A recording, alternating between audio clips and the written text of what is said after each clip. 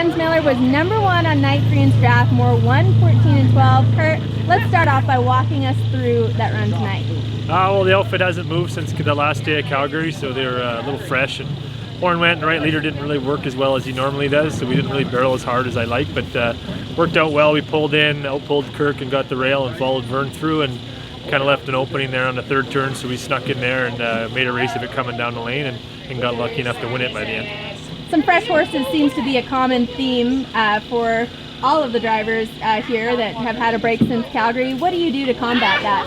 Well, I don't do too much with them. You know, I give a couple of works on the truck training truck at home. The new horse I continued to drive every day or every couple of days at home so that I stayed in shape, like personally, as well as they're ready to go in if they need to take somebody's spot. So, I mean, we kind of keep the same program because we got a lot of running left. And as much as a guy wants to be #1 here in Strathmore, we're really shooting for that last race there at Century Downs.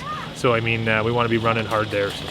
Chuckwagon racing really does have a lot of strategy involved, and it sounds like not just over the few days at an individual race, but throughout the whole season. What was your strategy going into this whole season, and did it change throughout? Well, I mean, I go for #1 every day. The last few years we've been really blessed on how we've made out. I've had just a couple horses that I'm going to probably get back towards the end of the year here, so that'll really help us because the 1-2 barrel outfit's always in the top 5, but with the other leaders that I had, they were horses of the year, so we were usually first every time they went. And this outfit that I used tonight, they're an outfit that I put together last year, and we won a lot of day monies with them. So if I could have had all the horsepower I had last year, you know, without using some of these new ones, we'd have been a lot more dangerous. But I mean, we don't change our game plan no matter what horse we got on. We're going for first place. We always talk about rodeo being a family sport, but chuckwagon racing truly is exactly the same. And we saw that tonight with you racing your brother-in-law for the first place spot. Can you talk about the dynamic of your family when you get to go and compete against them all the time? Oh, it's great. I'm hoping my brother Chance comes over to this association next year as well, because if he can be a little closer, he's starting his own family now and he's got a couple boys, and it's really good that we can keep all the kids together. You know, I mean, as much as we want to race each other and each one wants to win so we can, you know, bug each other throughout the winter, it's all about being able to be with the family. So the water fights, the messing around, all the family trips, the going to museums or whatever, doesn't seem to matter. We all do it together, so that's the most important part about it. The racing is just a bonus for me. Speaking of family, can you introduce who you have with you and what it means to have them with you?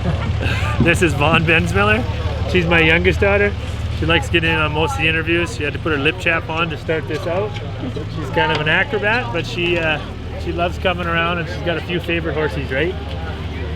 What are your favorites? Beaver, Sir Fox, Beaver and Sir Fox, yeah. Pappy and Baker's Boy, Ute, Yeah.